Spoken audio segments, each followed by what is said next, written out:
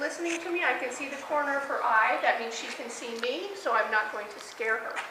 So I'm just going to come in. And the other thing I wanted to make sure that I told you is that we talked last week about you need to be calm and confident. If you don't feel confident, you can fake it. I mean, horses can't read your mind. They can't smell fear. But if you walk in going like this, they're going to read your body language. But if you walk in like, I'm in charge, we're fine, I've got everything under control, they will read that too. But if you really feel uncomfortable doing something, don't do it. Just go get somebody else. Get an instructor. Just say, this horse, I'm not comfortable walking up and doing what I need to do. Get somebody else. So don't do something you're uncomfortable doing. So I'm going to just say, hi, Katie.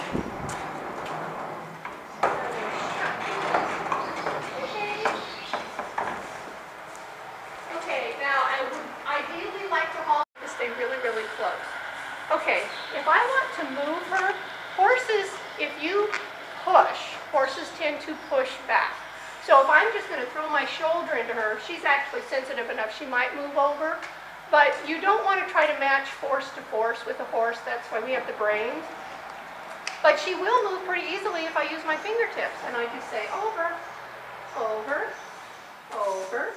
And I just give little touchy, pushy, over, over. And I'm patient because remember, she's got to organize 4 feet to be able to move. So you don't want to just shove her and have her go, because that's going to be really uncomfortable.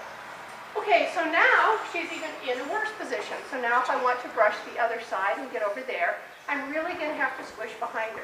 I am comfortable doing that because I know her and because I can read her. And if you're comfortable doing that, it's okay to do that. Again, if you're not comfortable and you think, I just don't want to walk that close or get that close to a horse, then get somebody else to do it. Over, Katie. Over. Over. Good girl. Over.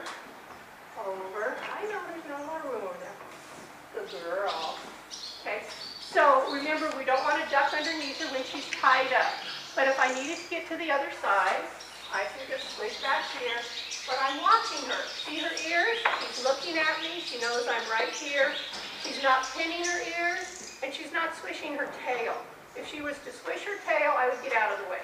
If she were to pin her ears or raise a hind foot, I would get out of her way very quickly. But she's not, so I'm comfortable, she's comfortable. I can squish back here and say, Katie, I need some room. Over. Over. Yes, well, you make like, up your boy, mind. no, make up your mind. Okay, so think fingertips, think gentle, just little pushes, and that'll get the horse to move to where you want. And you can move around them like that if you feel comfortable doing that, and you're just paying attention. Okay? Any questions about that? Yeah. Well, last week we were in that situation. Debbie took a long crop Dressage whip. Yeah. Okay. Sorry. Yeah. Yeah. No, and tell them what she did. Oh, so she did sort of the same concept, but she reached around the neck and just tickled her, and she slowly moved away from the tickling. If you didn't want to push. Yeah, that's another option. The only thing you have to be cautious about is that you're moving the horse towards you, and you're going to have to get your feet out of her ways because you're asking the horse to step on you. So that will work if you don't feel like squishing behind a horse. That'll work. You know, like I said before, you can go around to the other gate, come in the other way. You know, there's different things. And when you work with horses, you know, last week we tried to talk about all the safety things and all the do's and don'ts. Well, when you get into the individual situation, you just have to make a judgment call. Sometimes there isn't a really good way to do it, and you just have to take your knowledge of horses and do the best you can to be safe. And that's